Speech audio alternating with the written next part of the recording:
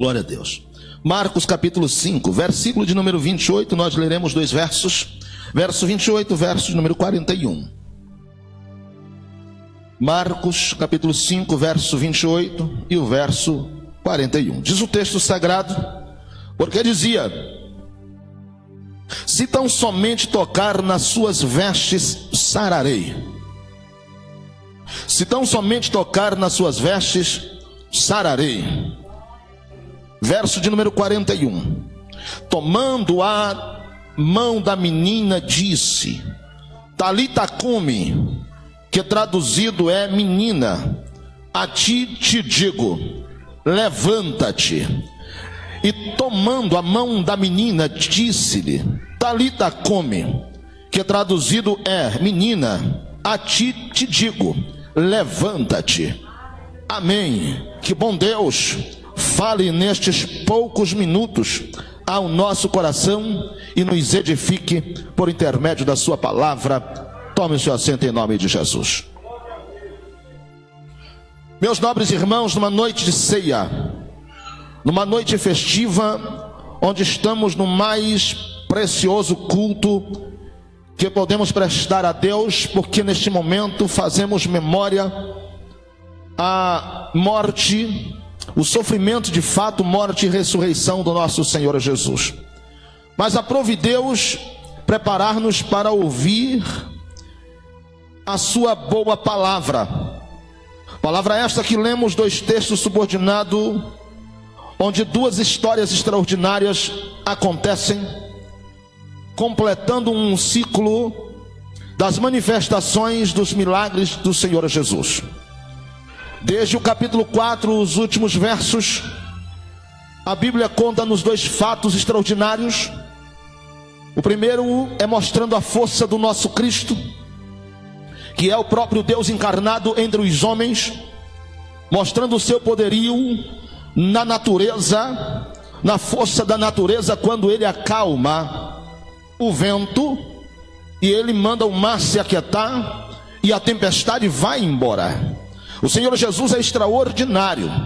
Ele tem poder sobre a natureza e ele manda o vento e o mar se aquietarem e eles obedecem à ordem de Jesus Cristo. Mas a Bíblia diz que logo ao chegarem do outro lado, para cumprir uma palavra que ele havia dito aos discípulos quando disse: vamos para o outro lado, muitos obstáculos, muitos problemas se interpõem entre a palavra que Jesus disse e o lugar aonde nós temos que alcançar. Muitos obstáculos surgirão entre o que Jesus prometeu e aquilo que haveremos de alcançar por sua promessa. Mas o mesmo Jesus que dá a ordem é o mesmo Jesus que retira os obstáculos e nos faz alcançar o outro lado. Bendito seja o nome do Senhor. Mas quando ao chegar o outro lado, diz a Bíblia que um moço possesso, cheio de demônios, vem logo até Jesus e naquele instante diz: mas tu viestes nos atormentar antes do tempo. E naquele instante o demônio vai fazer um pedido após a pergunta de Jesus, quando Jesus diz: qual é o teu nome? E ele vai dizer: meu nome é Legião, porque nós somos muitos, a saber 5.800 demônios, porque a legião é conforme o número dos soldados romanos, e uma legião consistia de 5.800 soldados. Alguém afirma 6.000, mas era exatamente 5.800. Agora a pergunta que eu lhe faço é: aquele homem era crente? Aquele homem servia a Deus? Era um profeta? Era um pregador? Era um homem que tinha promessa? A gente não sabe explicar. Certo é que Satanás investiu pesado na vida daquele homem, colocando quase 6.000 demônios para atormentá-lo, de maneira que ele dormia nos cemitérios, escavava os túmulos e se alimentava dos corpos mortos que ali estavam. Diz a história que ele era acorrentado, ele era aprisionado, mas havia uma força tão descomunal que ele quebrava as cadeias, rompiam com as prisões. Mas quando Jesus chegou, ele não quis saber a força que imperava naquele lugar. Quem maltratava, quem fazia coisas horríveis com aquele homem, teve que se prostrar diante de Jesus, para que fique provado que somente ele tem todo o poder nos céus e na terra. Bendito seja o nome do Senhor. Então ele mostra o seu poder na força da natureza, e agora ele mostra o seu poder para o mundo das trevas. Parece que vai parar aí, mas o capítulo 5 inicia que Jesus sai dali, e logo que ele chega numa margem, uma multidão se aproxima, vai até ele. No momento em que ele chega, vem agora um representante da religião, e ele vai chegar próximo de Jesus, adornado com seus filactérios, com a sua indumentária de um principal da sinagoga. Era um homem de estatura social invejada, era um homem de uma vida ilibada aos olhos dos homens. Então ele vai como que recepcionar Jesus. Parece que eu vejo a cena extraordinária. De um lado, o meigo nazareno, junto com a multidão, vendo ele fazer milagres, mas do outro lado, um representante da religião, de aspecto religioso, agora vai de encontro a Jesus, e todos estão olhando e pensando, penso eu, agora quem vai se prostrar é Jesus, porque quem chega aí é maior do que Jesus. Se engana. Quando ele chegou, este moço chamado Jairo, ele logo prostra-se aos pés de Jesus, e a Bíblia diz, e adora ao Senhor Jesus. Naquele instante, bendito seja o nome do Senhor, para que fique provado que ele tem poder sobre as forças da natureza, que ele tem poder sobre o mundo das trevas, e não há religiosidade no universo que sobreponha o poder de Jesus. O homem disse, tem que ser assim. Deus diz, você só está olhando o exterior, porque você só conhece o que está por fora, mas eu conheço o que está para o lado de dentro, e a religião tem que se prostrar diante de Jesus. Não tem macumbeiro espírita, não tem kardecista, não tem religião que sobreponha ao poderoso nome de Jesus, porque a Bíblia diz que há de chegar um tempo em que todo joelho no céu, na terra, debaixo da terra, hão de se prostrar aos pés de Jesus Cristo. Bendito seja o nome do Senhor. E naquele instante ele olha adorando, e é impressionante essa cena, porque primeiro ele prostra-se. Parece que veja a multidão perplexa olhando e dizendo, não entendi. Eu achei que quem haveria de se prostrar era o nazareno, mas quem se prostra é Jairo. E Jairo olha para ele e diz, mestre, aleluia, mestre, sou exímio conhecedor da lei, conheço os detalhes, o iota, o tio, eu conheço todo o hebraico, eu conheço a língua original, mas quando eu me prostro diante de ti, alguma coisa diz ao meu coração, que tu sabe muito mais do que aquilo que eu sei. Bendito seja o nome do Senhor Jesus. E se ele pudesse falar, ele poderia dizer, sei mesmo, eu não sou somente a expressão da lei, eu sou alfa e ômega, eu sou o princípio e o fim. Nada começa sem que eu queira, e nada termina sem que eu determine. Vou repetir, se está acontecendo, tem propósitos em Deus, e se terminou o propósito, cessou.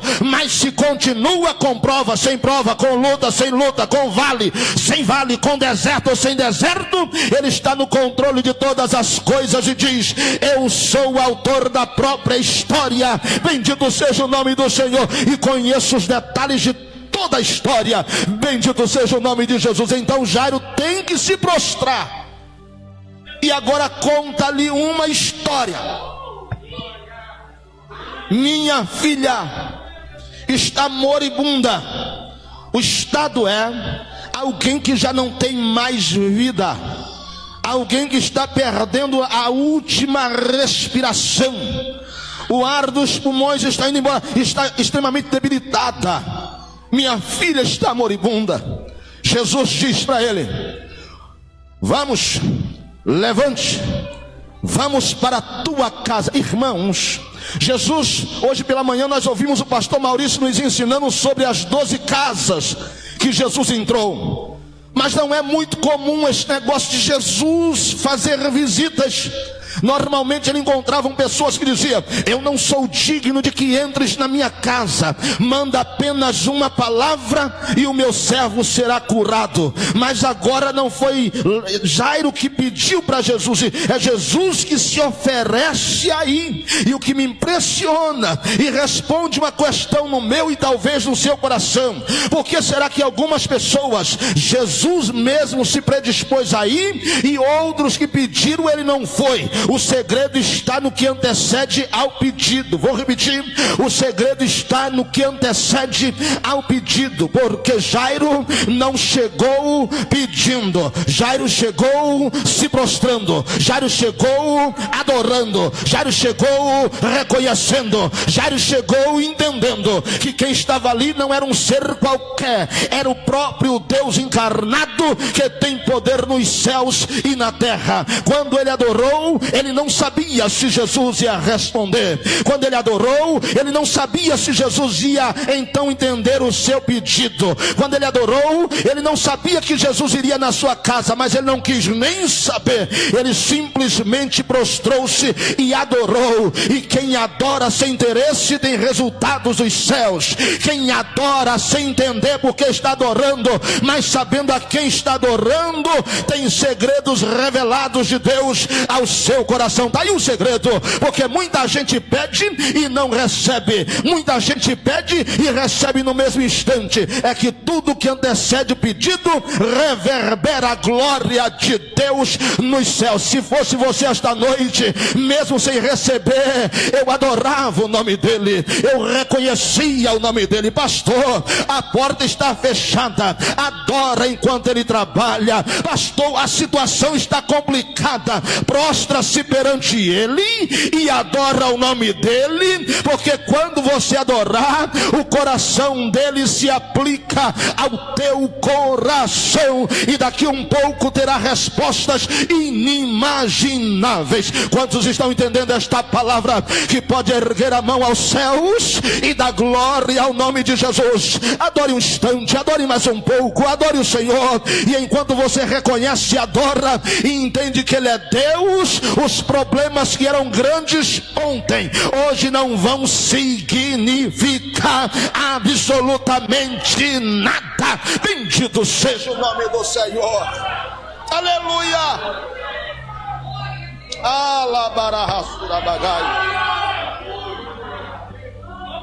Aleluia. Ele tem força sobre a natureza? Tem. Ele tem força sobre o mundo das trevas? Tem. Jairo pede e diz: minha filha está moribunda, como alguém que diz: o Senhor tem poder para reverter a enfermidade. Ele se levanta e diz: tem. Vamos lá, que eu vou revelar um pouco mais do meu poder. E ele se levanta e vai. Ele se levanta e vai. Vai para onde, pastor? Em direção à casa de Jairo. Pastor, quem deu o endereço? Não sei.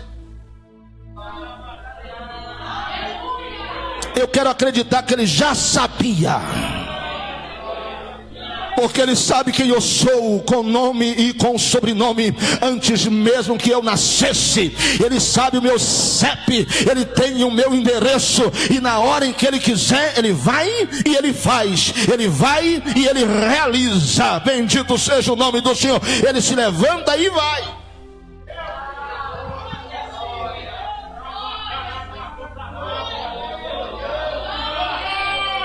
Aleluia.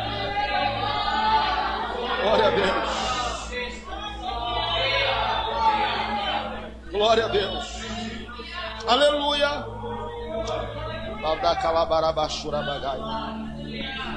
Meio do caminho, vai Jesus andando rodeado por uma grande multidão. De repente a multidão que vai com ele o cerca. E a Bíblia nos diz no os versos que antecedem o verso 28, que uma mulher estava enferma há 12 anos, na rua, impura. Aquela mulher, ela teve um fluxo hemorrágico, foi colocada para fora de casa como uma mulher impura, conforme o costume dos judeus. Ninguém podia tocar, e nem ela tocava em ninguém, porque era impura, deveria ser apedrejada se isso acontecesse. Essa mulher não era uma extraterrestre, não, ela tinha família. Ela saiu de uma casa cujo pai teve sonhos com ela. O pai desejou ter ela, a mãe desejou ter ela. Tinha planos, tinha planejamentos, tinha algo no coração dizendo: vai ser lindo a vida dessa menina. Mas de repente ela aparece com a enfermidade e não cessa.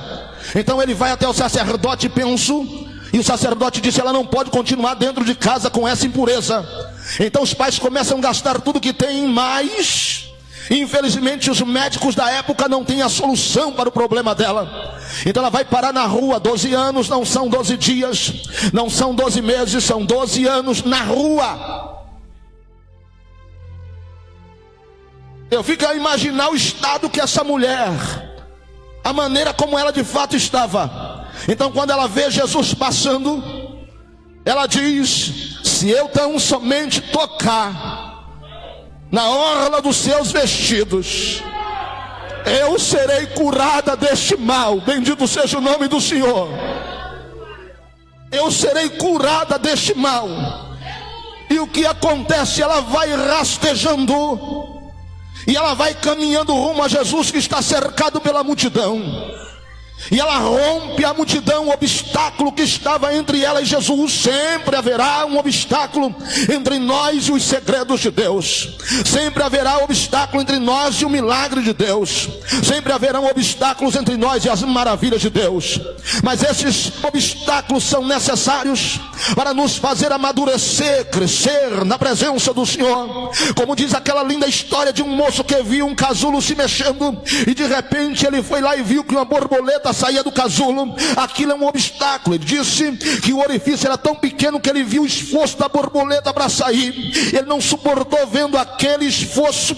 Ele pegou 2 pauzinhos, 2 palitos, e abriu o orifício do casulo, e logo a borboleta saiu linda, umas asas lindas. Mas para sua decepção, ele percebeu que aquela borboleta ficou linda, maravilhosa, mas nunca voou, nunca bateu as asas e voou. Só depois ele foi entender que aquele orifício apertado era necessário para que a borboleta pegasse força nas asas, e depois, além de linda, ela pudesse voar. Portanto, irmãos, há alguns obstáculos na nossa vida que Deus não irá removê-los. Não, Ele utilizará desses obstáculos para nos fortalecer. Por quê, pastor? Ele não quer você apenas com a vida linda e bela. Ele quer você com a vida relevante, voando, e o mais alto que você puder. Então não reclame, porque enquanto reclama, perde força e perde tempo. Usa esta força e este tempo para ultrapassar as barreiras que o próprio Deus permaneceu ou permitiu que estivesse adiante de você. Vença os obstáculos, vença as barreiras, porque depois do obstáculo, profetiza agora e aponta, diz: depois do obstáculo, profetiza. Profetiza em nome de Jesus. Diga: depois do obstáculo. Diga: Ele não vai remover, não vai deixar ninguém tirar, ninguém vai conseguir arrancar esses obstáculos, porque Ele vai se utilizar.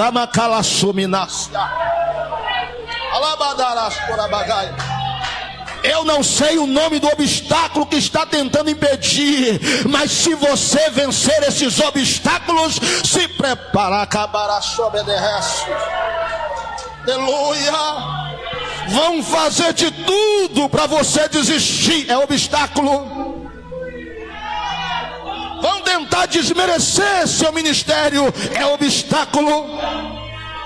Vão tentar amortizar a força do seu ministério, é obstáculo. vão fechar portas para você não passar, é obstáculo, mas você não foi chamado por alguém ou por algum qualquer. Você foi chamado e escolhido pelo dedo de Deus, e Ele te deu a ordem: atravessa, vai para o outro lado, vence. Aleluia. Obstáculo. Permita-me abrir o leque para você entender. Quem já leu a biografia dos grandes homens que marcaram a história nos mais diversos lugares do mundo, eu gosto de biografias, eu me inspiro em biografias, e certa feita vendo a biografia de Michael Jordan, no primeiro jogo que ele teve por ele ter errado lá nos seus treinamentos, ninguém entendeu, e quando teve a primeira oportunidade, o técnico olhou para ele e deu a bola para ele e disse: olha, você vai, e quando alguém passar a bola, você não lança na cesta, passa a bola para alguém. Mas o que o treinador não sabia é que no dia do treinamento, como ele não acertou, ele voltou para casa e ficou alguns meses treinando. Enquanto tinha gente dormindo, ele continuou treinando. Enquanto tinha gente passeando, ele estava treinando. Ele disse que aqueles que estavam lhe assistindo, a sua plateia era constituída de ratos e baratas do gueto. E enquanto elas passavam a madrugada, ele estava jogando a bola, jogando a bola, jogando a bola, jogando a bola. E quando foi dada a oportunidade, o técnico disse: você não vai jogar bola na cesta, você vai passar a bola para o seu companheiro, porque você não é suficiente. No momento em que ele entrou no jogo, a bola foi dada a ele, ele estava numa distância da cesta, o técnico gritou: passa a bola, rapaz. Quando o técnico gritou, ele ouviu um outro grito do outro lado: joga a bola na cesta. E o técnico dizia: passa a bola. E ele ouvia a voz: joga a bola na cesta. E o técnico dizia: passa a bola. E a voz dizia: joga a bola na cesta. Ele diz que naquele instante ele entendeu que era a própria voz de Deus, e ele fechou os olhos e jogou a bola, e a bola caiu, e ele recebeu vitória. Esta noite eu venho para lhe dizer: vença os obstáculos. Tem alguém dizendo assim: não vai dar certo, não faz, não vai, e o Espírito Santo está dizendo: vai que dá certo, faz que dá certo, levanta que dá certo, eu estou contigo, a voz é minha, não é do homem, faça que vá acabar.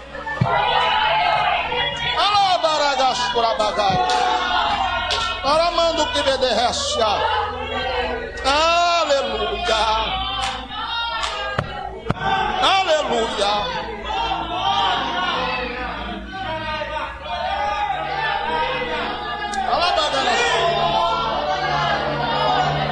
Levante as duas mãos para adorar, porque Ele está aqui dizendo: vença os obstáculos, vença toda e qualquer situação. Você foi feito para vencer este tipo de situação. Eu vou declarar para você entender que é com você que Deus está falando.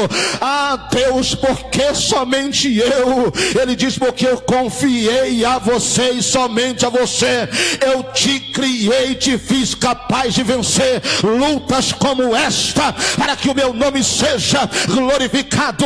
Bendito seja o nome de Jesus. Só quantos creem, só quantos recebem esta palavra, exalte, glorifica e exalta o bom nome de Jesus de Nazaré. Aleluia.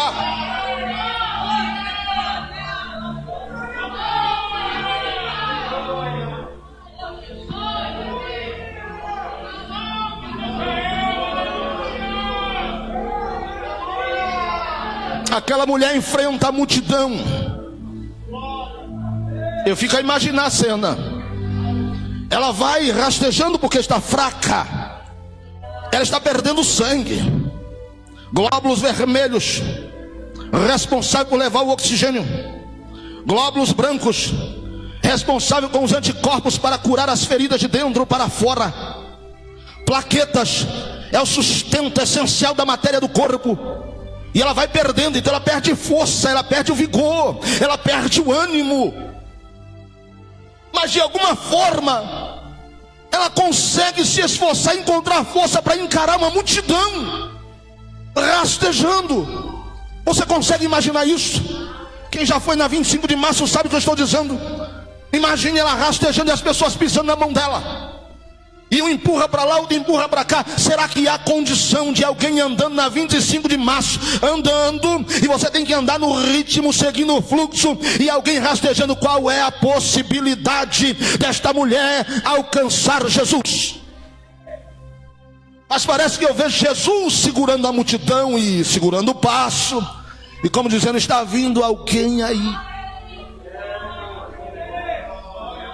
Ah, se você entendesse o que Deus está falando, irmão. Mas Senhor, por que o Senhor não está fazendo isso? Por que o Senhor não está fazendo aquilo? É que eu estou segurando o passo, esperando alguém que tanto merece quanto vocês. Eu estou segurando o passo. Está vindo rastejando, sofrendo, machucada, mas está vindo. Vocês estão de pé, vocês estão bem, mas eu tenho que segurar um pouco. Eu já até poderia ter feito, mas não vou fazer. Estou esperando alguém me alcançar. Jesus está segurando alguns projetos, alguns planos, só para te esperar, só para entender que você vai chegar, ferido, cansado, alquebrado, mas não desiste não. Continua rastejando, continua caminhando. Ele está te esperando, Ele está te esperando. Alguém diz, mas eu estou esperando o socorro. Disse, não, eu é que estou te esperando você chegar, para que eu possa te abençoar. Bendito seja o nome do Senhor. E a Bíblia diz que a multidão começa a incomodar Jesus, ao ponto que a mulher chega e toca, e Jesus logo brada dizendo, alguém me tocou. Aí um dos discípulos diz, mestre, a multidão te aperta e te oprime. Apertar é no corpo, oprimir é na alma. A multidão te aperta, um paralelismo aqui, te aperta e te oprime. E tu me perguntas quem te tocou? Jesus disse, eu fui claro. Eu não tenho confusão naquilo que eu falo. O que eu falo é muito aberto, é muito esclarecido. Eu perguntei quem me tocou. Eu não perguntei quem me aperta, eu não perguntei quem me oprime. Eu perguntei quem me tocou. Porque quem aperta e quem oprime faz parte da multidão que vai andar constantemente atrás de Jesus e nunca terá o seu milagre realizado. Ele diz, eu quero saber a quem me tocou, porque de mim saiu virtude, saiu poder, saiu graça. Eu sei que alguma coisa boa saiu de mim, mas é para quem toca. Eu vou encerrar porque o tempo não nos cabe mais. Eu vou lhe dizer duas verdades apenas. Aquela mulher interrompeu um trajeto de Jesus, e eu pergunto, por quê? Jesus estava indo em direção à casa de Jairo para reverter um quadro patológico, clínico, tirar a enfermidade e trazer de volta a saúde. Mas Jesus precisava naquele instante fazer prevalecer o seu ministério. Ele mostrou a força que ele tinha sobre a natureza, a força sobre a obra das trevas, e agora deveria mostrar a força dele diante das enfermidades. Mas ainda havia uma terceira, uma quarta situação que ele deveria provar. Então, aquela mulher, quando vai até Jesus, Jesus resolve o problema dela. Vou repetir, Jesus resolve o problema dela, e na sequência diz, perdoados estão os teus pecados, a tua fé te salvou. Por quê, pastor? Porque quando ele pergunta quem me tocou, aquela mulher diz, fui eu quem te tocou, Senhor. Ela, no mesmo instante que foi curada, colocou a vida dela em risco, porque ela era impura, não podia tocar. Imagine a multidão olhando para ela e dizia, mas você é impura, você não pode tocar em ninguém. Você tocou em Jesus, será apedrejada. Pergunta, por que será apedrejada? Porque ela é impura. Parece que vejo Jesus fazendo, não está na Bíblia Sagrada, é pensamento de pregador, mas uma verdade pela Bíblia. Parece que vejo Jesus dizendo, como assim impura? Qual é a impureza dela? Ela tem um fluxo hemorrágico, ela sangra há 12 anos. Parece que vê Jesus dizendo, então leva ela para o médico examinar, para ver se isto é verdade.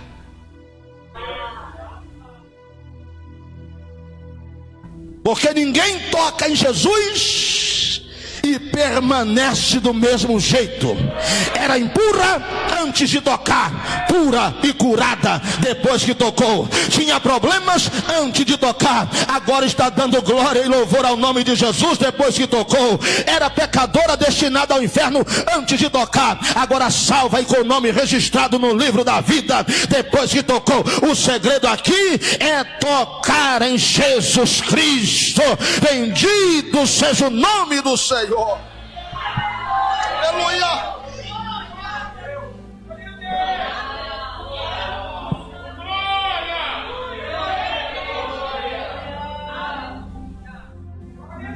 Permita-me correr para o final dizendo que Jesus usou do seu poder para acalmar a natureza, usou do seu poder para expulsar demônios, virtude saiu dele para curar aquela mulher, mas ele ainda tinha poder para resolver o problema de Jairo. Ele poderia ter parado e disse: olha, hoje não dá, a agenda já não dá, não aguento mais, estou cansado, isso me desgasta. Mas ele olhou para Jairo e disse: vamos terminar o que a gente começou. Bem simples, bem simples. A mulher curada disse: há 12 anos estava aqui enferma. Ele disse: tá bom, eu tenho que terminar uma tarefa, Deus abençoe. Jesus não é sensacionalista. Jesus faz pronto e acabou. Jesus não quer nome, não quer fama. Jesus só quer ver alguém que tinha problemas serem resolvidos, perdoados seus pecados. E ele vai em direção à casa de Jairo e de repente chega alguém e diz: não incomode mais o mestre. Por quê? Porque a tua filha está morta. Morta. Jesus tinha poder sobre a natureza, sobre os demônios, sobre a condição patológica, clínica, reverter a enfermidade, mas agora é a morte. No primeiro problema ele deu uma ordem e o vento, o mar se acalma. No segundo ele repreende o demônio e ele vai embora. No terceiro a mulher toca nele e é curada. Mas agora aquela menina não tinha mais condição de ouvi-lo. Aquela menina não tinha mais condição de tocá-lo. E a morte estava imperando nela. Jesus pega o poder que ele usou sobre a natureza. Jesus usa o poder que ele tem quando expulsou o demônio para expulsar a morte. E vai proferir palavras de bênção para aquela menina. Mas como ela não podia tocá-lo, o texto que nós lemos diz: e ele tomando a mão da menina. Em outra conotação, e ele tocando, porque quando eu não posso tocar, ele tem tanta bondade no coração que diz: se você não conseguir me tocar, quem te toca sou eu. Se você não conseguir vir até mim, eu vou até você. Ah, meu Deus eterno. E se era, irmãos, impuro tocar, ou ser tocado por alguém impura, seria impuro tocar no defunto 7 dias pelo menos. Teria que ficar afastado da comunidade. Mas com Jesus não tem isso. Parece que vejo o símbolo da religião dizendo: será que ele vai tocar no defunto? Ele não tem problema com isto. Ele toca, ele segura, ele põe a mão onde ninguém consegue pôr a mão. Hoje alguém me ligou e trouxe um relatório sem que eu pedisse. Terminei a palavra dizendo para ele: se Jesus resolveu me perdoar, vai perdoar essa pessoa também. Se Jesus resolveu mudar minha história, vai mudar a história dessa pessoa que você está me passando o relatório também. Porque aonde eu tenho medo de me comprometer colocando a minha mão para resolver, porque tem situações que os parentes desaparecem, tem problemas que os amigos de carteirinha desaparecem. Diz: não, a coisa lá está feia, a situação está ruim, o problema é sério, eu não quero me envolver. Com Jesus não tem isso. Ele põe a mão, toca e diz: eu só tiro a minha mão deste lugar quando tudo estiver resolvido. O parente não quis, o amigo não quis, ninguém foi te atender. Jesus vai dizer: eu toco e só arranco a mão daqui, mas o Senhor vai se comprometer. Já estou comprometido, coloco a minha vida e o meu ministério e digo: só tiro a mão daqui depois que o problema for resolvido. Bendito seja o nome do Senhor. Se você não pode tocá-lo, ele toca. E a expressão é linda, ele diz: Talita cumi. Menina, alguém que só viveu a primeira parte. Menina, em outra tradução é jovem, só viveu a primeira fase. Toda vez que você encontrar textos como esse, é Jesus dizendo: é alguém que só viveu a primeira fase. É por isso que Jesus disse: menina, jovem, você só viveu a primeira parte, não vai partir sem ter que viver a segunda parte.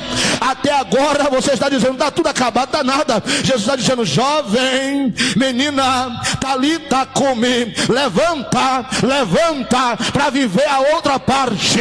Levanta. Se a primeira parte terminou em morte e tragédia, a segunda parte será nobre para a glória de Deus. Se na primeira parte deu tudo errado, a segunda parte Jesus entrou com providência e diz: só deu errado porque você estava sem mim, mas agora eu estou no centro da tua história e eu vou fazer diferente o que você fez no começo. Eu estou no começo, eu vou iniciar te levantando, eu vou começar te levantando, eu vou começar te erguendo. Levanta, levanta, levanta, levanta, levanta, levanta, menina, levanta, menina, levanta, menina, levanta, menina, levanta.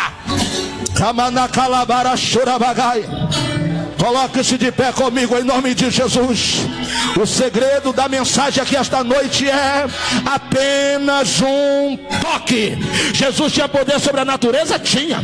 Tinha poder sobre os demônios? Tem. Jesus tinha poder sobre as enfermidades? Sim. E Jesus tinha poder aonde, pastor? Sobre a morte. A morte não pode imperar. Jesus é soberano. Bendito seja o nome do Senhor. Ele tem poder sobre todas as coisas. Levanta, menina, levanta. E a menina levantou. E ele entregou seu pai e disse: dá a ela algo para comer.